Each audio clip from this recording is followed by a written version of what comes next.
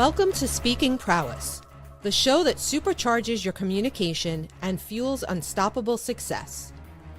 Sifu Rafael, visionary founder and world-renowned master instructor, elevates leaders into unforgettable communicators who command the room and inspire action. Alongside him is Scott Schilling, the authentic connector, a business growth expert with 40 years of experience, empowering audiences to rise higher, succeed faster, and thrive with purpose. Together, they bring you the strategies, insights, and inspiration to amplify your voice, expand your influence, and unlock your true potential. This is Speaking Prowess. Your journey to communication mastery starts now.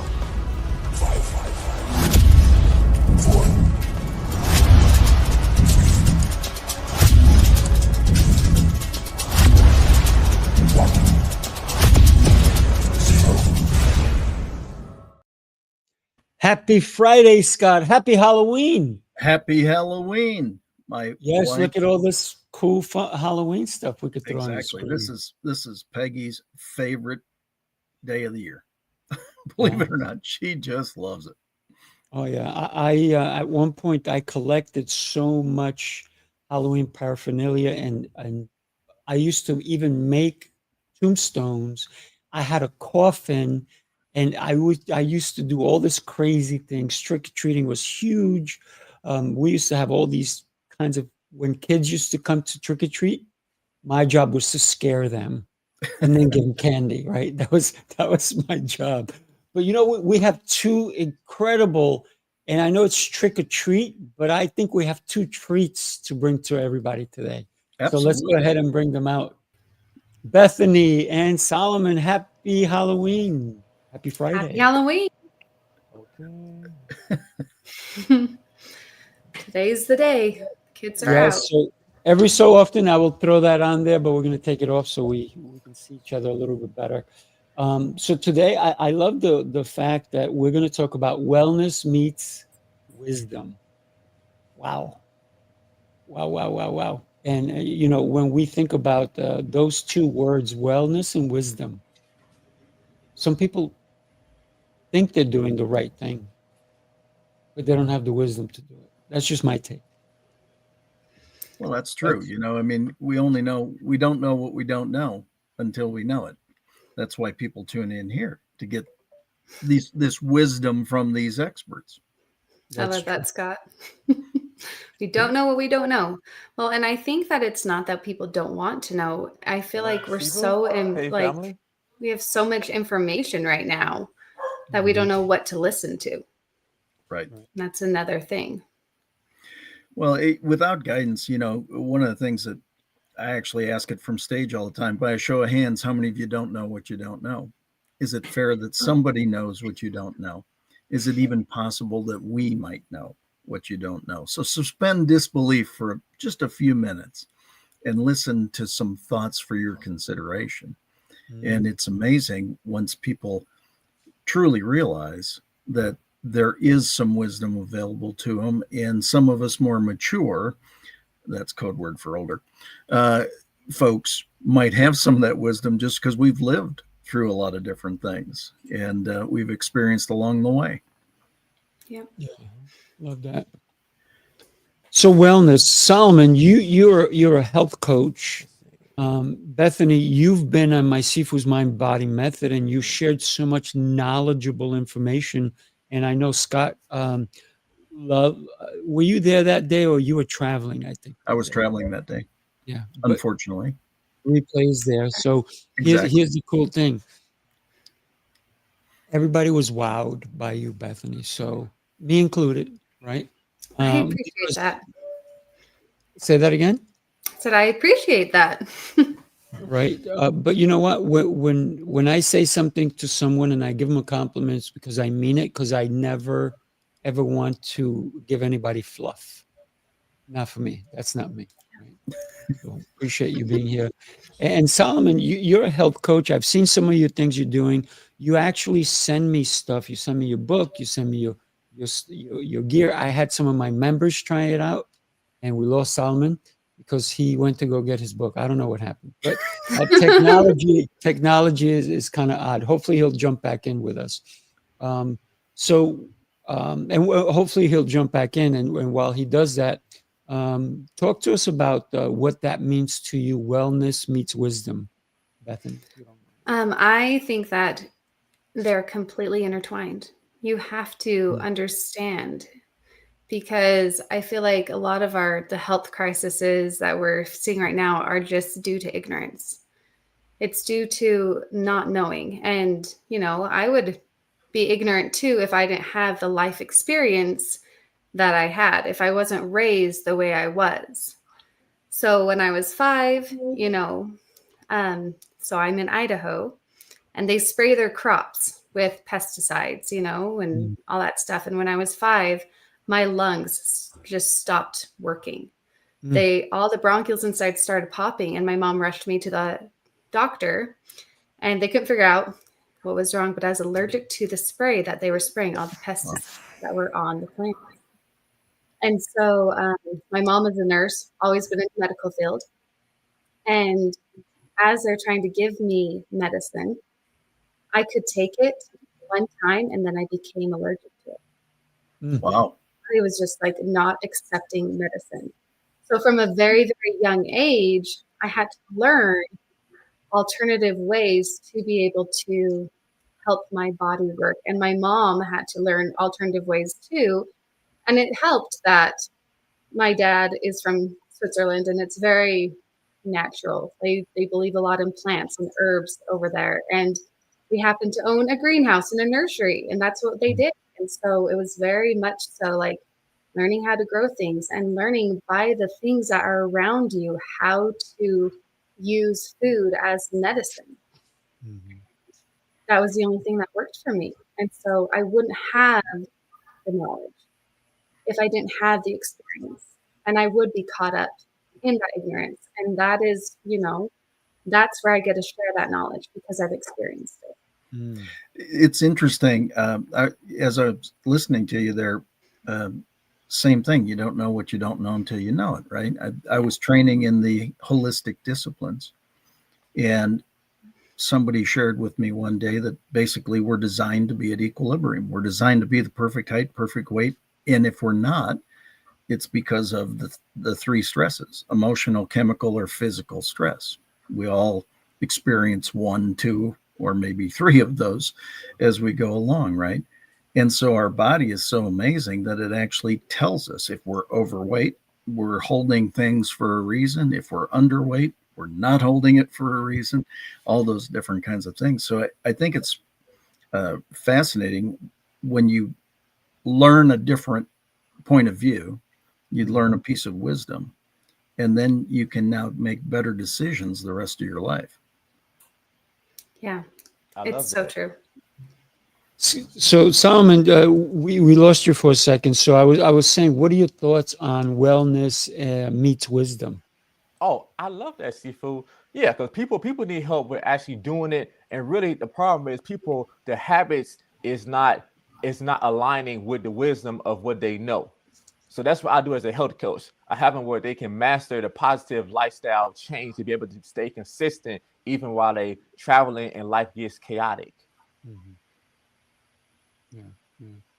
Whose life is chaotic? I mean, mine is just actually perfectly smooth 100% of Yeah, the time. I can tell you. You're Scott, so it should be perfectly smooth, but most people are not like Scott. So for example, most of my clients are women in their 50s, in their mid 40s, so they're still trying to help out everybody else, and they're pouring from an empty cup. So they've been taught to go and prioritize everybody else, and then this causes them to be able to put their health on the back burner. So over a course of time, their health is going to suffer. So they need somebody that can just have them to be able to prioritize themselves so that they can give their family the best. I'm a woman in that age range, and aged myself there. Anyways, but it is so true, because we're experiencing a lot of like hormonal changes, and all of a sudden we can have the consistency of healthy diet and everything else, but still things are changing. Like I eat really good, but now I need to take extra supplements because I have to take more ashwagandha now. I don't know if you guys know what that is, but the side effect of ashwagandha is testosterone, and I have no testosterone at all. And women have to have a small amount of testosterone. And so now I have to take ashwagandha and all these other things. I'm like, okay. But it is so true. Just we have to keep adapting and learning to what we need to do.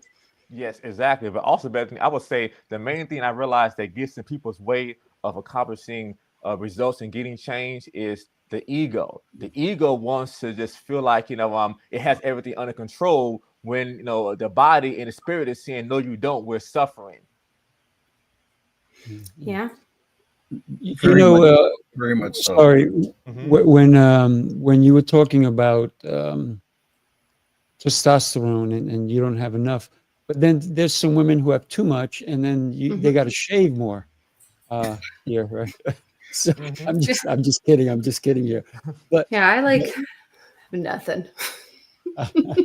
but yeah, I love what you talked about, Solomon, because when we think about moms, especially moms, right? And dads also in a different aspect, right? Moms are taking care of their children. They always look to make sure their kids are fed before they eat. They're taking care. And then sometimes it's like, oh my gosh, Johnny didn't finish his food. Well, I might as well eat some of it because I don't want to throw it in the garbage. And then all of a sudden they're overeating because they don't realize that maybe they don't want to throw it away. They're doing the negative things, right? Instead of, you know what, Johnny didn't want to eat it, I don't need to eat it, right? But then dads are doing the other thing is maybe they say, I have to be at work, I have to do this, so I don't have time for family or this, and all of a sudden they stop taking care of their health. So it's happening both for males and females. And the same thing, I've seen so many dads go, I don't know how I put these 30, 40 pounds on. And I go, tell me about your eating habits. And then they tell me, they go to lunches, they do this. And I say, how about when you're with your family? Oh, when I'm with my family, we eat like this and like that. And I go, what happens with the food that's left over? He goes, I'll eat it. I'm like, why? Because it's there. I'm like, that's not equating to why you don't understand how you gained weight. Right. Exactly. So it's about a matter of just prioritizing where we're focused, right? When we want to take care of our family, especially a mom, let's feed them right? Like your parents did for you, Bethany. They realized that the pesticides was what's harming you.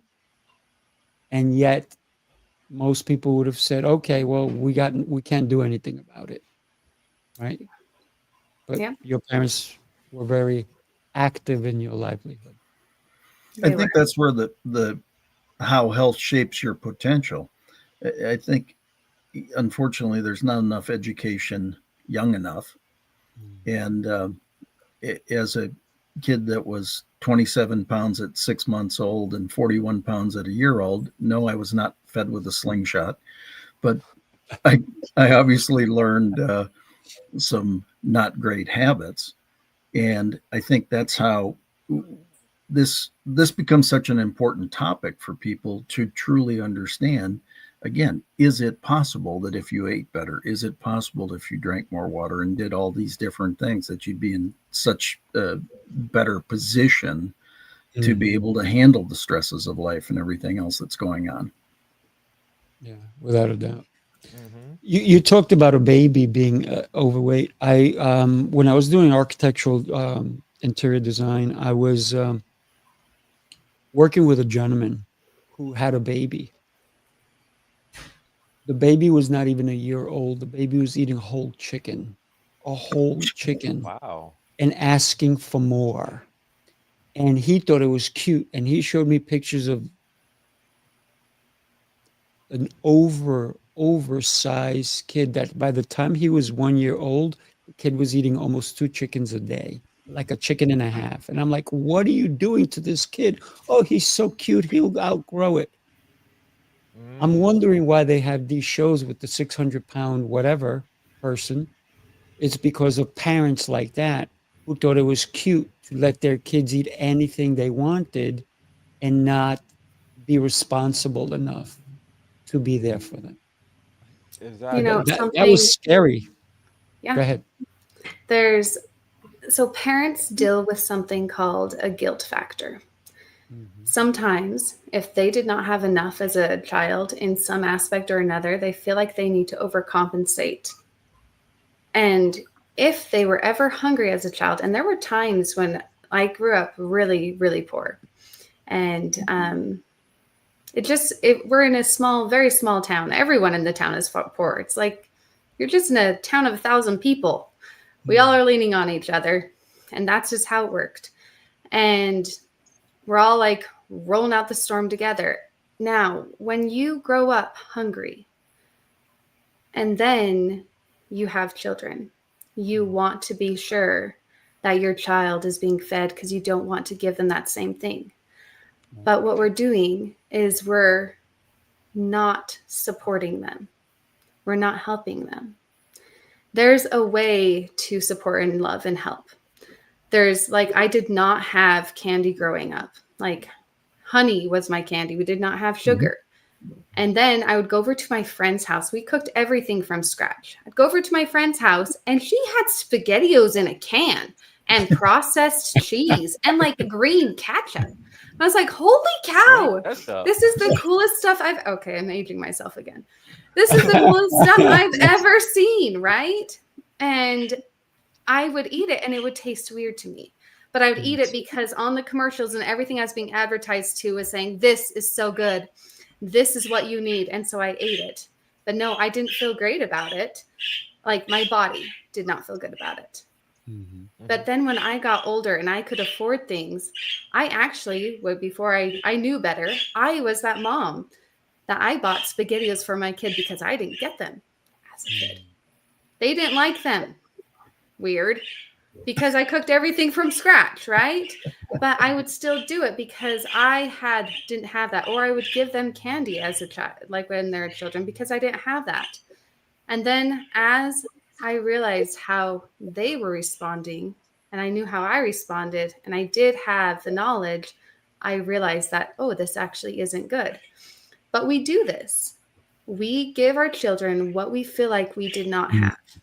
And it reciprocates. And sometimes the things that we didn't have it's probably good we didn't have them.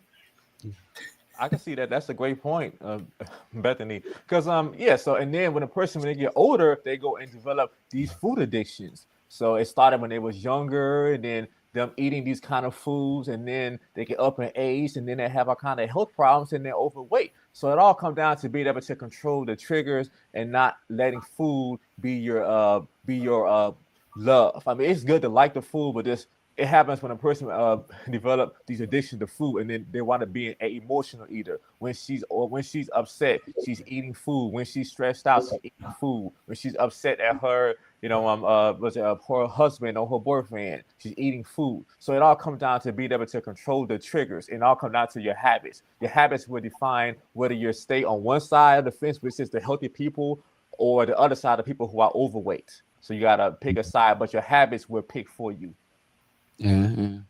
I always say that a lot of people, when we call somebody an emotional eater, I've had a lot of clients who say, I'm an emotional eater. I said, what you're telling me is that you don't want to deal with the emotion. Yeah. So you're gonna substitute eating for that. Guess what? After you finish all that terrible food, that stuff that's going to hurt you in the long run, that's going to put you in a hospital sooner than you want it, you still have that emotion you have to deal with.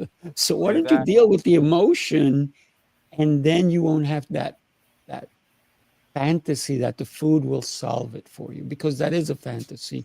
When people say I'm an emotional eater, is because it's a fantasy that if I eat this food, I'm going to feel better. Yeah. Yes. And my emotions are going to I'm going to be happy. Yeah. I think go ahead, Scott. I was going to say, Sifu, you've done such a great job in Sifu's mind-body method of describing or helping us learn how our body sends us the signals and how we feel after we eat certain things. And our body tells us, if all of a sudden you're energized or all of a sudden you're sluggish.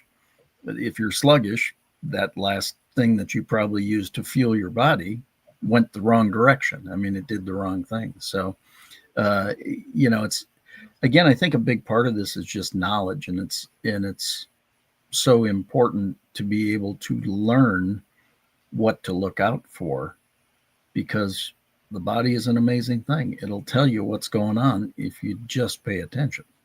That's true. Yes, Scott, I can see that, Scott. But then, because of ChatGPT and the internet, though, people have knowledge that people didn't have 20, 30, 50, 100 years ago. So, I mean, knowledge, I mean, it's good, though, but really, people need accountability and people need the truth. For the most part, people will rather feel good and suffer versus hearing the truth that can actually save their lives. Yeah, they can't handle the truth. Yeah, that's a good line. I should write that down. All good men, yes. I should write that down. I think that one of the go no, ahead. I was just going to go off of Solomon there. I think knowledge is wonderful, but knowledge is not the final thing. It's knowledge in action. You've got to applied knowledge. Yes, applied knowledge. You got to take it and put it to the street level, or in this case, to your face level. You got to shut your mouth. So go ahead, Bethany. I'm sorry. I was going to say, so I teach 5 areas of self-care. That's what I do. And we always start with emotional self-care, no matter what, because every single person is not as emotionally aware as they should be. That is actually a skill that we have to know and we have to develop. We have to develop the emotional awareness of our eating. We have to develop the emotional awareness of our relationships, the emotional awareness of our sleeping. When I sleep enough, am I okay? If I don't sleep enough, am I okay? There's so much emotional awareness that we do not take care of. And we don't even understand how to do that. And I always start with teaching emotional awareness because, yes, you're going to have the emotional eaters. And if they're not emotionally eating, they're doing something else. They could be self-harming. There is so many emotional irregulation things that are happening that people don't realize that I'm doing this because I don't understand how to deal with my emotions. And if we don't understand how to deal with your emotions, you're not going to be dealing with anything else. Yeah. You can't. By the way, for anybody listening, if you hear these beautiful little birds, those are all Bethany's. And she has all kinds of animals in her house because she does have a garden. She has all these animals. And I'm going to call her my good friend, the farmer, because she not only she produces great product that she consumes with her family, but I just love the nature aspect of you, right? I think it's a beautiful thing. And Scott, you did mention Sifu's Mind Body Method, so let me share this with everybody. Take a look. You followed the rules, tried the restrictions, counted the carbs, the steps, and the failures. You're not lazy, you're exhausted from doing it all without real change. What if the problem isn't you, but the plan? Sifu's Mind Body Method is a 90-day transformation built on 7 unshakable pillars: mindset, movement, nutrition, hydration, fasting, journaling, and faith. This isn't another shortcut. It's your structure, your strength, your reset. You don't need harder, you need better. Ready to begin? Start today. There you go. So Jose says that knowledge about nutrition is very low, but he's working on it. So many people don't understand nutrition, the balance, how to eat, when to eat, fasting. That's huge. And so many people think that, why do I, especially because I do intermittent fasting, people are like, why are you starving yourself? I'm like, I'm not hungry. And it's actually, I'm using my food, and you talked about it, Bethany, to help me it's my medicine working. Can you take, when you have a headache, can you take one pill to maybe help it? What if you take 2? Wouldn't it help you sooner? What if you take 3? What if you take 4? Why don't you just take a handful of pills so your headache goes away like that? Is that the right thing? So the same concept there is you take 1, let it do its job, right? By the way, I take no pills. And when I have a headache, people go, oh, you should take something. I'm like, I am. I'm taking a breath. I'm taking some water and it will go away. Right? So think about that, my friends. Yeah, I do the same thing. I'm very much so. I might be the hippie here. It's fine. I'm okay with that. I love hippies. You and I both. But it's very much so like we are given so many things and we just need to be educated on how to use them. Like headaches are one of the most common problems that people suffer from because it's stress. It is like high blood pressure can give you a headache. If you have high blood pressure and you're in a stressful situation, you're going to get a headache. And how to bring down your blood pressure? Or are you sick? Are you getting a headache because it's a precursor? Do you need to put peppermint oil on the bottom of your feet? Because that also helps. Or behind, right here, that also helps. Like all these little things open up those capillaries so that your blood can flow, so that your brain can have what it needs. I mean, we just need to use what we have because it is all here for us to heal. I'm enjoying this conversation so much. Keep going because I'm listening. I'm learning. I can only learn when I listen. And I also would like to add to that too. And the other problem now is because of social media, everybody wants things fast, quick, instant gratification, quick.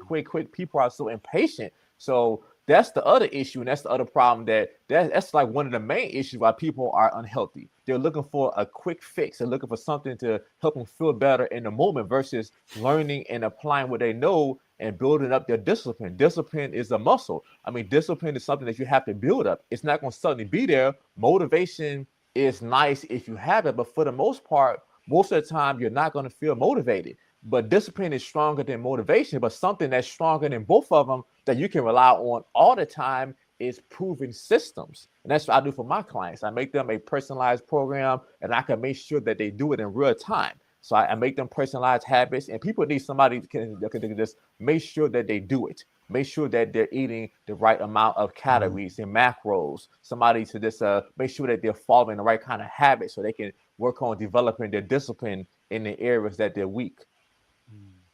Yeah, accountability partners are huge, especially if you have an accountability coach like you do, Solomon. So many people start a program, whether it's a fitness program, an eating program, anything like that. And then if their friends, they start it with a friend and their friend kind of says, oh, I'm not going to go to the, I'm not going to go either. And then it's all about that. Who's going to call you up and say, hey, you know what? Let's go anyway. Right? It doesn't matter. And I've had to do that to so many people in my life with clients and friends who say, I'm going to do this. I'm like, okay, I'm your accountability partner. And you don't want me as your accountability partner because I'll keep you to it. Yeah, I will hold you to seriously. it. Because I take everything seriously. Life is short. Let's have some fun, though.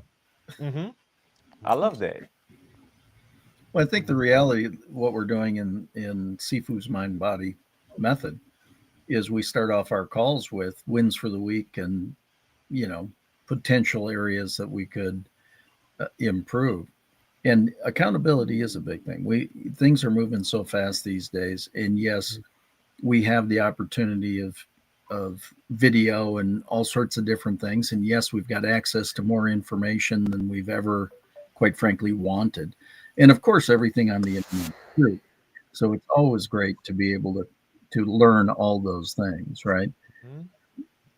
It helps to have somebody who's been there, done that, the experts that are on this panel right now, being able to guide people along the way. Experience is a great teacher. It's just a very expensive teacher. Better to borrow some than create your own. That is so true. Agree. Scott, you've made great strides. I'm going to let Bethany go, and then we're going to talk about some of the strides that you've made in your own personal life. Sure. I was going to say about there is the reason why people fail at doing these things is because they don't hold themselves accountable. Because self-discipline, and I think I've talked about this before, but self-discipline is a triangle. Like, it literally is a triangle. You have what you want to do, your why, or your how you're going to do it. And then the bottom piece is your accountability piece. Everyone will get those two angles. But if you don't have that bottom accountability piece, your foundation, you're going to keep failing every time, because it's about creating that intrinsic motivation. The reason why you do it is not be for somebody else, it's for you. And you have to figure out how you can be your own accountability piece. Yeah, love that. I think that's one of the most important parts of anything that we take on, right? Any endeavors that we say we're going to go with, whether it's in business, relationships, our food journey, if you will, even our medicine, surgeries, all these things. I've had 3 knee surgeries. Figure that, but I only have 2 knees, right?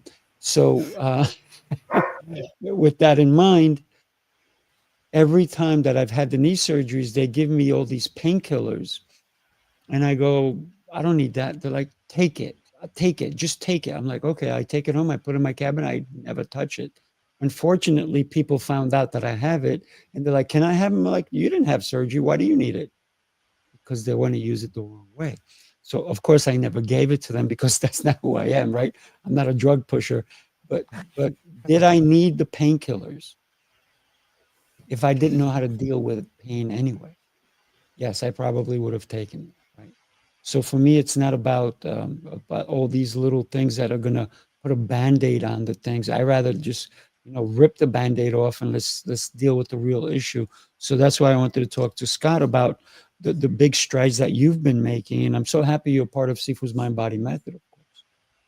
Well, thank you, Sifu. And it's interesting. I had both hips replaced, and they gave me oxy prescriptions after each one, and I didn't take a single one, period. It's amazing what a recirculating ice product does. There are actually things you can strap on that simply recirculate ice water, and ice is an amazing healer, and understanding what the body can do for itself. And now with Sifu's Mind Body Method, and I showed you, we had somebody on a couple of weeks ago that shared something about water, lemon water, some Himalayan salt, and I did something like this. Well, here's my Himalayan salt, and here's my little one.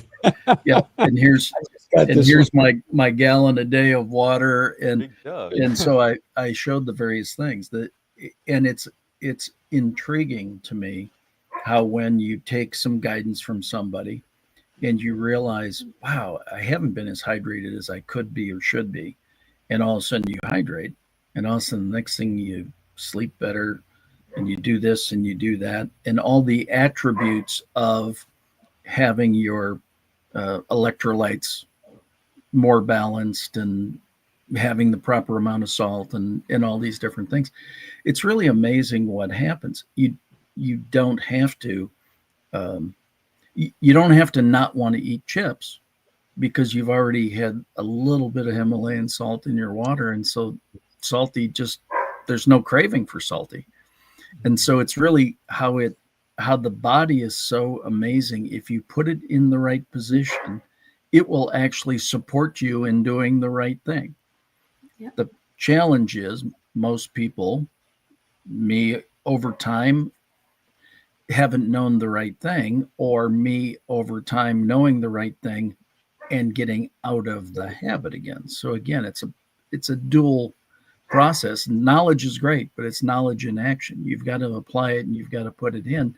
And that's where the accountability comes in. And quite frankly, that's all love. That's, hey, I want you to be around. We need you to contribute. You got to be healthy. Yeah. That's the potential right there of contributing, right? It's hard to contribute from a hospital bed unless, because you put yourself there, right? Because of your health practices, if you will, right? Well, I mean, I think if you think about anybody who sits there and strives, many times entrepreneurs especially, they strive so hard for the brass ring. They're trying to either get the status or the money or the this or the that.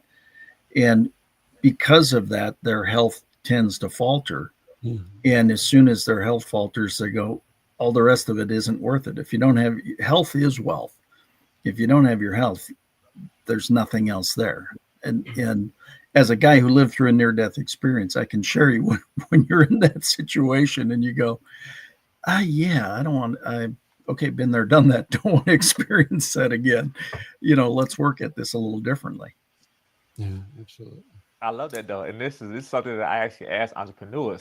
If you was to walk into a room right now, would your body sell your brand or sabotage it? So when you're fitter, it'll help you with your image, and then you can make more money. People give you more respect. You get more things done. You have more energy. You set a better example for your kids. So all that stuff happens when a person prioritizes their health. But most people don't even know how to set proper goals. So I teach my clients, you got to set SMART goals. They need to be specific, measurable, achievable, relevant, and time bound. So if you're not even knowing how to set proper goals, it's like the chances of you actually being able to accomplish that goal and stay consistent is slim to none.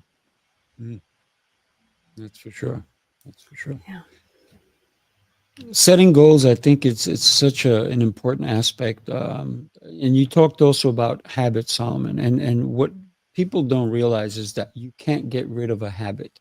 You have to replace it with another one, because you're going to take the time that you did this habit, but you can't just take it away and then all of a sudden you're good, right? You have to replace it with a better habit, right? So if you smoke, why do people gain weight after they stop smoking? Because their habit was to put something else in their mouth. A lot of times they start with lollipops and then they go with something else, and then all of a sudden they're eating ice cream, and then so all of a sudden they're replacing that, but they're not replacing it with celery stick, are they? Can you imagine people walking around, give your kid celery sticks so they can lick it? No, that's not happening. Or a carrot. That doesn't happen. So people want to do what's easy. It's hard to recreate yourself, reset who you're supposed to be. And that's the hardest thing for people to do. It's easy to go chase money. It's easy to go chase your goals. It's hard to look in the mirror and look at yourself fully and say, this is who I am. Am I happy with the way I wake up, with my energy levels? Am I happy that I can't chase my kids? Or am I happy that I am chasing my kids around the house and having fun with them? Or am I saying I'm too tired to do anything right now? So we have to really look in the mirror and find out, who do we really want to be? Because we all have the potential to be great, but our health is going to give us that potential. It's going to get us there in a better way. I think we have to get to that point, though. Like, until you're at that point, just like how Scott had like a near-death experience, got him to that point. I got remarried 7 years ago to my husband, and he was not as fit as me and did not have the same health goals. And, you quickly discover these things. And I did not love that I could run circles around him. Like, for our honeymoon, we decided to go climb the Tetons and go backpacking because I thought that'd be awesome. I love doing that. And he always wanted to do it. I'm like, that's what we should do. I thought I needed to drag him off the mountain, which isn't an awesome feeling, because you're like, 10, 12,000 feet, and you have a 30-pound pack. And now I have a 190-pound man and a 30-pound pack, and my 30-pound pack and his. I'm like, we're going to die up here. All these things. Wow. But it was enough for him to realize that, I really need to make some changes. And he did. He chose to do that because he was like, I finally have you, which that was so nice. And he's like, I don't want to I want to make sure that I'm here for you and for the kids. And he did. He made a complete transition of his life. Wow. And now he was just showing me, he is a huge mountain biker. He's a mountain bike coach on the kids' mountain bike team. We go backpacking multiple times a year. He is he exercises with me in the mornings and just is, I mean, now he can run circles around me because he's a guy, and it's just the way it works when they get in shape.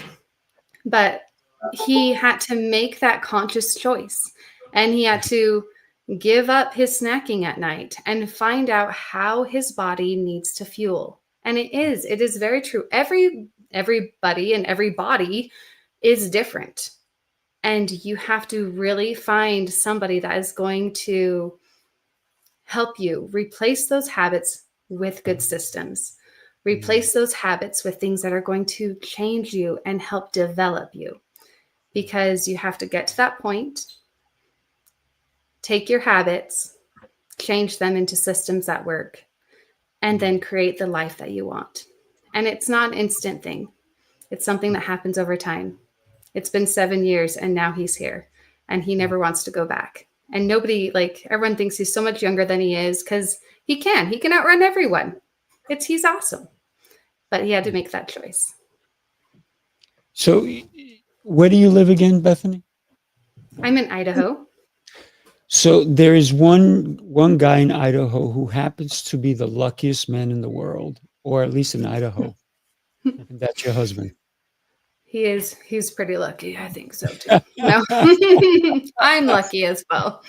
You both are, but you know, it's important because he realized that for himself that he don't want to live that way, but then also in the process, by taking care of him, he led you to understand that he's going to be okay, because you would have had all this worry in your life that you married this man. Now you constantly have to look out for him, but meanwhile he took it upon himself, right? Because a lot of times people rely on other people to do things for us.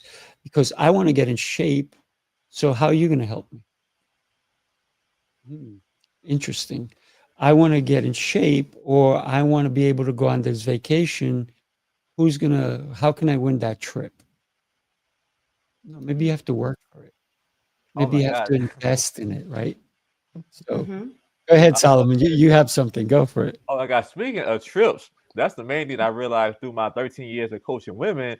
For the most part, I realized that the main thing that the women look forward to is going on a vacation, going on a trip. And I realized that when they go on a trip, they gain this weight. And then I realized that I had to find a way where I can hold them accountable even when they're traveling. And then I use that also. Okay, imagine how you feel as if you lost these 15, 20 pounds. Your stomach is flatter, your glutes are more rounder. And then you're looking and feeling amazing while you're staying at that 5-star hotel. So I realized that the women needed help when it wasn't around me, because I realized just being a trainer, specialized in making programs, I realized that the women needed help when they actually wasn't around me with their habits, their lifestyle. And then so now them going on vacation is not no excuse, because I can still train them and help them even when they're on vacation, and help them with their habits and make sure that they do it in real time.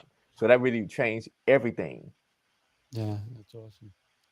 Well, think about the women who don't have to work because their husbands are doing all of it, right?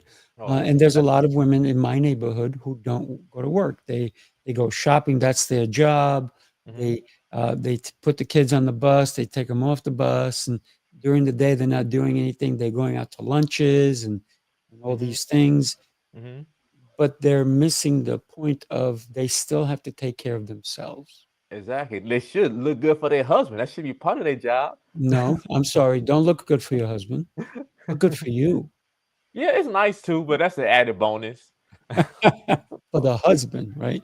Listen, I don't want anybody else thinking that they have to look good for me, because that's to be honest with you. I'm not trying to be negative here, but if somebody's trying to look good for me, they're missing their worth. I think we have to be worthy of ourselves. And if somebody else benefits from what I've done, more power to me. Yeah. So any woman who's out there, and there's a lot of women, don't get me wrong, because and men too, right? I'm not saying just women, but you'll see people that they work out, they do all these things, then they get somebody and they let themselves go. Why? Mm, Because they yeah, captured that person. That's yeah. it. I got They what I got needed, comfortable. and that's it. Now I get comfortable. And you see a lot of men who say, yeah, I'm married now. I don't have to worry about my figure. I hear a lot more men say that than women. A lot more men say that than women. I never I'm heard good. that. Okay, wow. They blame her because she's a good cook. I've been blamed for that. You know what? I would love to have some of your food, but I'm still going to work out and I'm still going to fast. So there you go. According to You know, I said you could. it's go ahead. Oh, I was gonna say it's interesting because it is a lot of people do things for the extrinsic motivation. And what you were talking about, they're doing it for something else. This is how our society is actually trained to think. And the real shift happens when you stop doing things for everyone else. When you take that extrinsic gold star mentality and you replace it with, I'm doing this for me because I know that makes me feel better. I know that I have a successful morning when I do this routine. I know that if I go to bed at this time, I'm going to have energy in the morning. I know that if I drink this water, I don't get headaches and I'm clear. You're doing it for you. And that's what makes the difference. And everything you do should be for you. It's not being selfish. It is putting your oxygen mask on so you can be there for everyone else. And that is the perspective that we need to make sure that we're doing. We're not doing this to be selfish. We're not doing this to have our husbands, Google over us or whatever. We're doing this because we know that we are a better person when we do it. And that is more important to me, to be there for everyone that's important to me by taking care of me. Yeah. And when we think about the benefits that other people get from us taking care of ourselves, wow, those really add up because our children are going to be better off. Our husband or wife is going to be better off.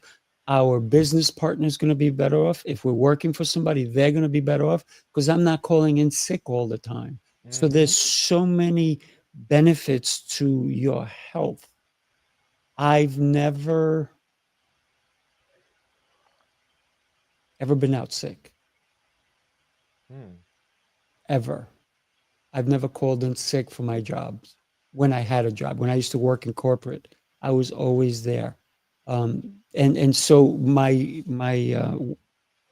sick days accumulated so much that I think one day I had 30 at a company I was working for. They said, you're going to lose your sick days. I'm like, sick days?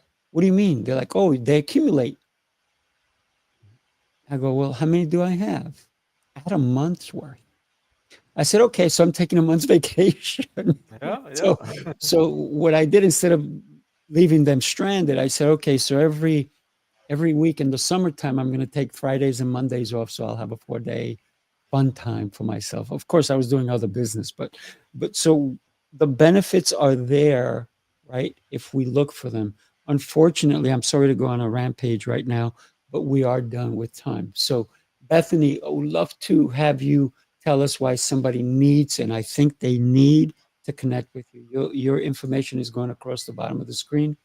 You have 45 seconds. Please share. I feel like you need to connect with me because I customize and teach you exactly what you need to do. I teach you self-care, and I teach it through life skills. I teach emotional, spiritual, physical, social, and intellectual self-care so you can continue to nurture yourself forever so you can nurture everyone else. Wow. Definitely connect with this young lady. She's powerful, powerful. And when you kept saying, I'm saying my age, what, young? Thank you for that. Okay, Solomon, you're up. Yes.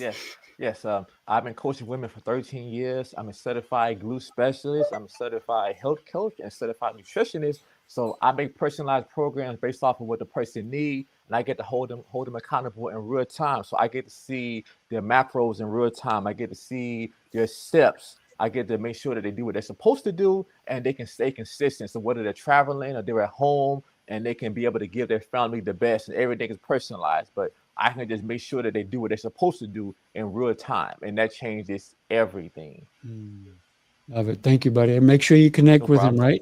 right? So think about what he just said too. They take care of their health so they can take care of the rest of the world around them, right? So Scott, you're up, my friend. You know, I help people communicate messages better. Any of you that might depend on face-to-face presentation to create your revenue, make your money, and secure your business, I help you be able to do that more efficiently for longer periods of time with less effort. And most people like that because then they can work out and they can take care of themselves and do all sorts of great things as they make the revenues to spoil their wife and family. I like that. So make money to spoil the people in your life. I like that. Thank you. Everybody make sure you connect with Scott. And I'm Sifu Rafael. What can I say? I love helping people. One of the most important things that God has given me was the gift to help, right? And I'm going to use that gift. So thank you, God, for that. So I help people reset, restore, and rise, whether that's through your health, your communication, or just the way you show up in leadership for your family, for yourself, and also to consider that the life you have is worth living. So connect with me. I have Sifu's Mind Body Method. Thank you, Scott, for being part of it. I have so many incredible people who need to understand that your life is worth eating right, sleeping right, fasting, journaling, all these different things. So thank you, everybody, for being here with us today. Really appreciate everybody. By the way, my next show is in 9 minutes, so make sure you come out to Heroes Rising. And what can I say? I love having exceptional people like you guys on the show. Everybody share the show with somebody. They need to hear today's message. And happy Halloween. Happy Halloween, all. Happy Halloween. Take care, everybody. Bye-bye. Bye. I see y'all. Bye-bye.